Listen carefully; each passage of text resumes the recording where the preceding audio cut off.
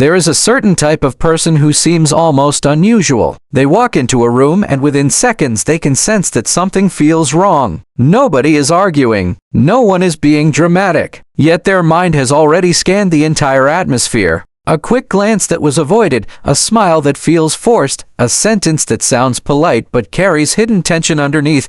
A lot of people think this kind of awareness is a superpower, some rare gift. But the reality is that this level of awareness can become a psychological trap. Their mind never really shuts down. They cannot simply enjoy a moment and move on. Instead, they carry everything home with them, replaying conversations, dissecting details, and analyzing every interaction over and over again. They are the kind of people who can turn one moment of silence into an entire storm of thoughts, and if you know someone like this, or if you are someone like this, then you already understand how exhausting it can be. Because over-awareness is not just about intelligence. It is about constantly noticing the hidden layers of meaning that most people walk past without ever seeing. It may feel like a gift, but it can also become a heavy burden that slowly drains emotional energy.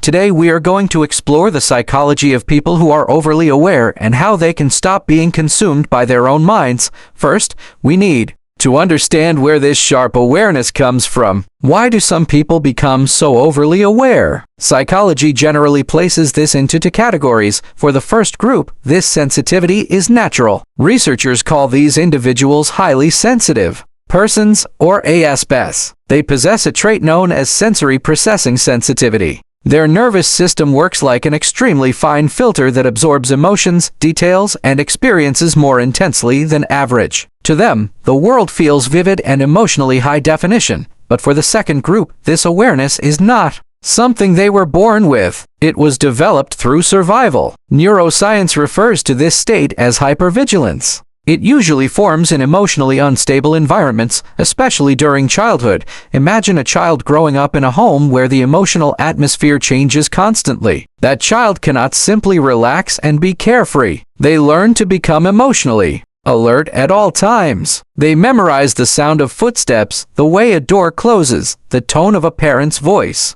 They learn how to predict moods before they explode.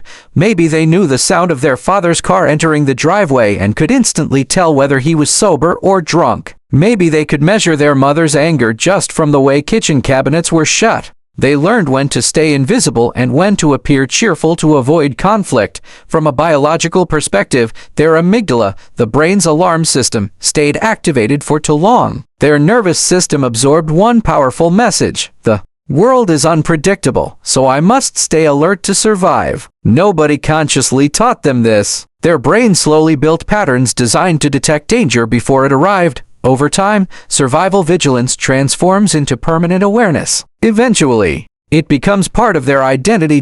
As adults, many of these people blame themselves. Why do I overthink everything? Why can't I relax like everyone else? But the truth is, they are not broken. Their minds simply adapted to survive difficult emotional environments. The protection that once kept them safe became fused into who they are. So how does this awareness appear in adulthood? The first sign is living in constant analysis mode. For most people, a conversation is simply a conversation. But for someone who is overly aware, the brain is always calculating hidden meaning beneath the surface. For example, their boss sends a message saying, "Come see me later for a minute." Most people would see this as normal. But for an overly aware person, tension instantly appears. Their mind studies the wording, the tone, even the timing of the message. They immediately begin questioning themselves. Did I do something wrong? Are they upset with me? They do not just hear words. They notice tiny pauses, changes in breathing, shifts in facial expression,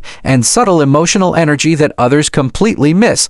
Part of this is linked to the default mode network, or DMN, a brain system connected to reflection and self-focused thinking. In most people, this system becomes active during rest or daydreaming. But in overly aware individuals, it tends to remain highly active, pulling the mind into non-stop interpretation and analysis. Half of them is participating in life, smiling, talking, drinking coffee. The other half is silently analyzing every detail in the background. That is why they often feel mentally exhausted even after doing nothing physically demanding. Their brain has been running an invisible marathon all day long, and eventually this analysis turns inward, creating the second sign, hyper-self-awareness. Psychology calls this metacognition, the ability to think about your own thinking. Everyone has this ability to some degree, but for overly aware people, it rarely shuts off. They do not simply experience emotions. They immediately analyze and judge them. If sadness appears, instead of allowing themselves to feel it naturally,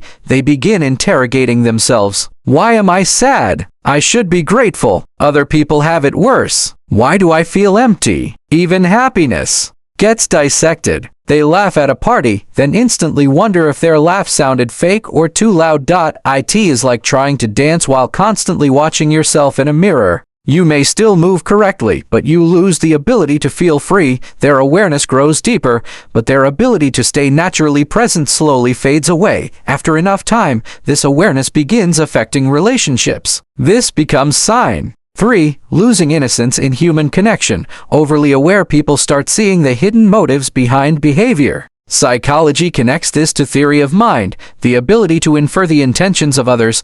They realize people do not always say what they truly feel. If a coworker brings them coffee and compliments their work, they may immediately wonder if that person wants something in return. If someone apologizes, they question whether the apology is genuine or simply meant to calm the situation. They understand that kindness can sometimes come with conditions, affection can be strategic, and confidence can hide insecurity. As a result, they lose the ability to fully trust the surface of words. Compliments feel layered. Promises feel fragile. They do not become cruel or cynical. They simply become extremely cautious, and sometimes that creates loneliness because they feel like nobody else notices the emotional layers they are constantly seeing. This awareness also affects empathy, creating sign 4, empathy that never switches off. For these people, empathy is not something they consciously choose. It happens automatically. They can walk into a room and immediately feel tension between two people without a single word being spoken. Their mind absorbs emotional energy like a sponge. Psychology describes this as emotional empathy, strongly connected to mirror neuron systems in the brain. When they witness someone else's emotions, their own nervous system reacts as though they are personally experiencing those feelings. A stranger's nervous energy can raise their own heartbeat. A friend's heartbreak can sit heavily inside them for days. Over time, they become emotional caretakers for everyone around them. They know how to calm tension, soften their tone, and make others feel emotionally safe. People are naturally drawn to them because they feel understood, but the hidden cost is exhaustion. They carry the emotional weight of everyone else while very few people realize that the person who always understands others also desperately needs understanding too. Eventually, these emotions begin affecting the body itself. This leads to sign 5, awareness becoming connected to anxiety and physical sensations. Science refers to this as interoception, the ability to sense internal bodily states. Overly aware people often have extremely sensitive interoception systems. A slightly faster heartbeat after caffeine may feel harmless to most people, but for them, the brain immediately interprets it as danger. Their nervous system begins connecting normal physical sensations to fear, creating an anxiety loop. A sensation appears. The brain labels it as danger. Stress hormones increase. Physical symptoms intensify. Then the fear grows even stronger. As a result, their body can feel like a non-stop stream of emergency signals even when nothing dangerous is actually happening. Eventually, awareness shifts into a form of control, not controlling other people, but trying to control uncertainty itself. Their mind develops a silent belief, if I can predict every possible outcome, I can protect myself from pain. So they constantly run future scenarios in their head. What if this relationship fails? What if everything suddenly falls apart? What should I do if the worst happens? This creates analysis paralysis. They become trapped inside endless possibilities and imagine futures, trying to prepare for pain before it even exists. The cruel irony is that in trying to avoid suffering, they slowly stop fully living. Life becomes something they manage instead of something they experience. So what can overly aware people actually do? They cannot simply switch off awareness. That would be like asking someone with perfect eyesight to suddenly stop seeing clearly. The solution is not becoming less aware. The solution is learning not to carry everything. Therapy often focuses on Emotional boundaries and healthier thinking patterns. These individuals must learn to notice things without absorbing them. People who heal from this burden usually adopt 3 important principles. First, not every silence carries hidden meaning. Sometimes people are just tired, distracted, or overwhelmed. Not everything is personal. Second, not every emotion needs to be solved. Anxiety can simply be observed without panic or overanalysis. Third, not every insight requires action. They may recognize someone's insecurity or emotional instability, but that does not mean they must become responsible for fixing it.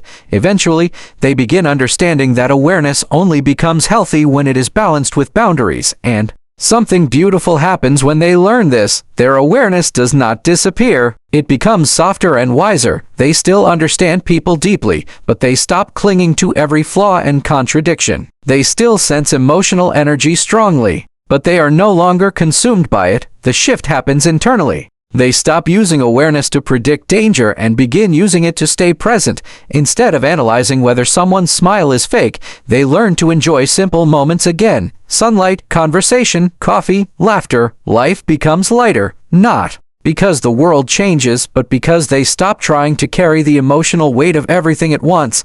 The light inside their mind never fully turns off, but they can change its intensity. It no longer has to be a harsh spotlight exposing every hidden flaw. It can become something gentler, like a candle, bright enough to understand human complexity, yet soft enough to bring warmth instead of exhaustion. These are people who think deeply and feel deeply. Their quietness is not emptiness or indifference. It is often wisdom shaped through experience, a wisdom that eventually learns how to understand life without becoming trapped by it. If this feels familiar to you, if you recognize yourself in the world of overly aware people, think about which sign describes you the most, and remember this: your depth is not a weakness. It is a gift that simply needs balance, understanding, and compassion. If this message helped you feel understood, share it with someone else who may also be struggling with a mind that never fully rests. Thank you for watching all the way until the end. Don't forget to subscribe so you never miss upcoming videos. Goodbye, and I'll see you next time.